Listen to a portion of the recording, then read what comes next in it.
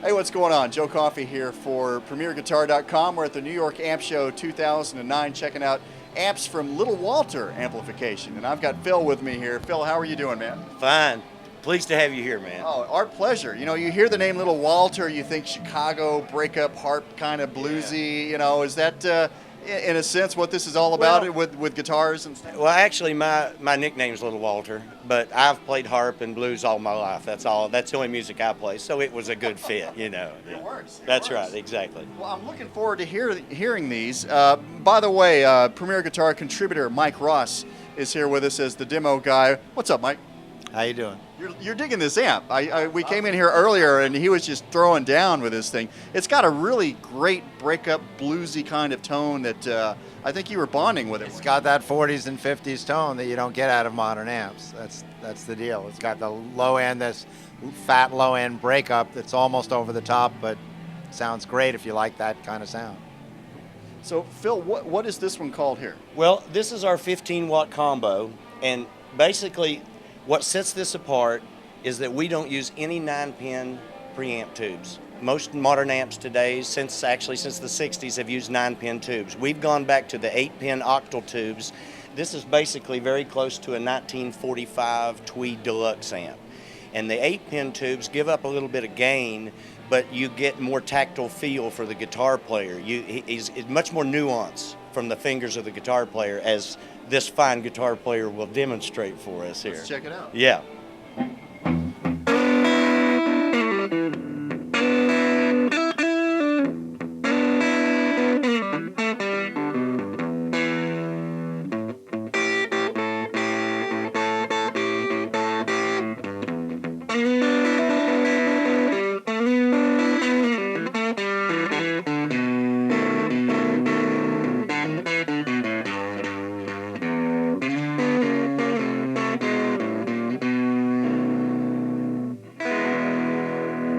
It's exactly what you just said. It's that 40s, 50s thing. It's so authentic. That's ridiculous. That's the sound. That's the sound you hear from, I think Little Walter played some guitar and you heard him playing that too. And that's that Howling Wolf, trying to remember the guy's name right now, but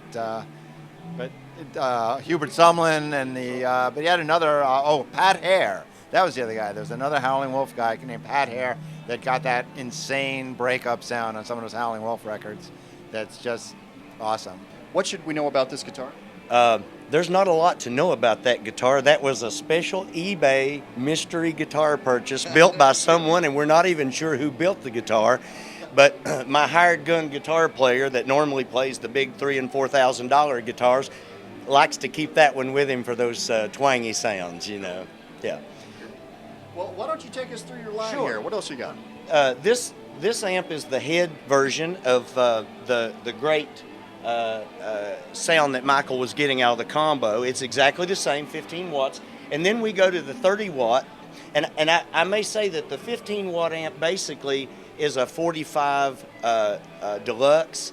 And this 30 watt is very close to a 1952 Bassman that guitar players all took over. And actually there was more guitar players playing than there were bass players once the tone got out.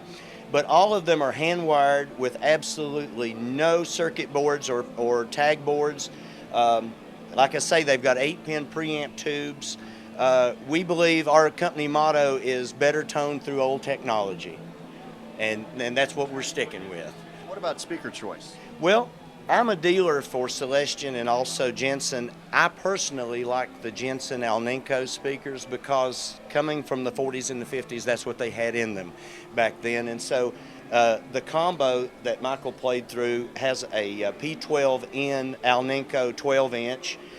This cabinet has two P12Ns mounted diagonally.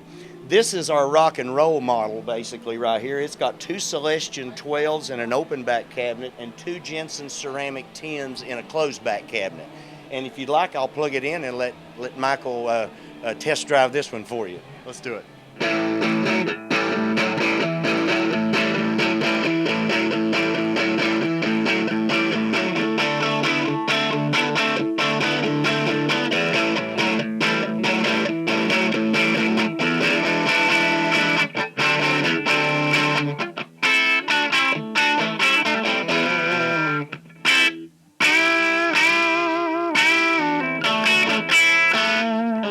So what's your what's your first reaction? This one, it's just a lot cleaner. You know, these are 6L6s, so I mean, for a solo, I'd probably, although you don't have it all the way up, right? No, not quite. Yeah, but I like it like that. I mean, I like that for rhythm, and then for solo, I'd kick in a boost or a driver to do the solo thing. Although, you know.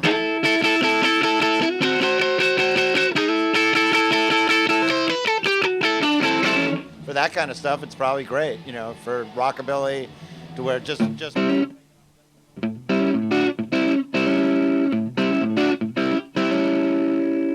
And then they both of them, amazingly enough, the 15 watt cleans up totally clean when you back up. We didn't get to show that, but this one clean up like pristine. Just roll the volume off just a little bit.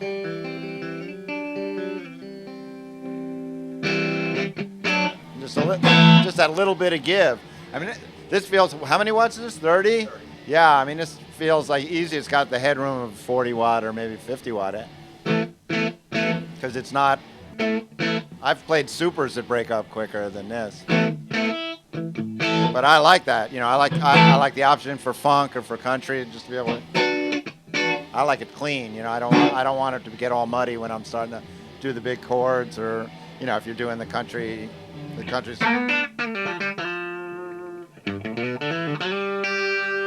it's got just a little bit of give, just a little bit of edge, but it doesn't, you know, it's still got that twang, which is great. These are very nice amps. What about pricing on these? Well, what we set out to do, so many of my friends at home were having to try to come up with $3,000 for a really good hand-built boutique type amp, and it was my goal to try to do that for $1,000, and we've come pretty close. We're selling our 15 watts for around $1,200 and our 30 watts for around $1,400. Our dealer pricing is $1,000 on the 15 and $1,100 on the 30, and our combo we sell for $1,200. Like I say, I have another day job.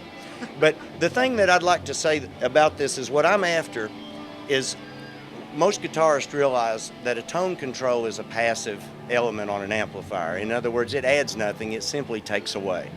And so when you have 10 or 12 tone controls, you usually have to have several other tubes as to make up gain stages to get your volume back up. What we're trying to do is stay as pure as we possibly can with one tone control and let the guitarist get everything from the knobs on his guitar. That's what we're after. Yes, it is. And like I say, I really don't build amps for the entire amp industry. We probably build for about 1% of the industry, but we seem to make those people real happy, and that makes me smile, you know. So. Well, if they want to be one of that 1% group, where can they go online to find out more about your stuff? I have a website called littlewaltertubeamps.com. And we have tech tips on there. We also have links to where they can find good prices on speakers and tubes. And we're as much as trying to help our fellow musicians out as much as we are in the profit side. There you have it. Little Walter of Little Walter Amps. Thank you very much, sir. It's my pleasure. Thank you so much for coming by. This is the most fun you can have with your clothes on. Mike Ross, thank you very much. Check out his delay roundup. He reviewed 3 delays in the June issue of Premier Guitar, which will be out soon. I'm Joe Coffey. You're watching PremierGuitar.com.